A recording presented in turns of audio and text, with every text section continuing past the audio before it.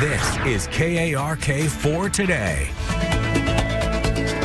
More than 2,500 babies died from sudden infant death syndrome in the U.S. last year. That's according to Baptist Health.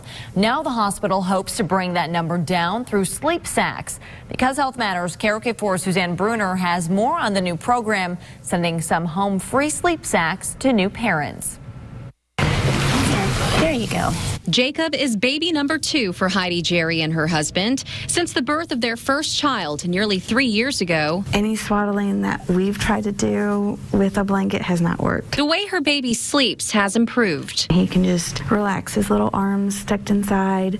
I have peace of mind knowing there's nothing else in his bassinet. And it's just her baby in his Halo sleep sack. It's made a difference just in 2 nights of rest. Baptist Health says sleep sacks have replaced traditional baby blankets at their hospitals. And it zips from the top down. The wearable blankets have built-in safety measures to prevent suffocation. We're teaching safe sleep here in the hospital with nothing extra in the crib, none of the traditional swaddle blankets. When Baptist Health rolled out the sleep sacks in January, parents wanted to take them home, so the hospital decided to give them out for free. Oh, what a yawn. If we're teaching safe sleep here in the hospital, we want to go one step further and ensure that our patients will do that when they go home. Promoting safe sleep is important for Baptist Health because Arkansas is ranked 3rd in the country with the highest sudden infant death syndrome cases. I didn't know, so that makes it, an even better education program for moms and dads. It's still unclear what causes SIDS, but hospital staff hopes these sleep sacks can save more lives. Especially for new moms too, and even second time around like myself,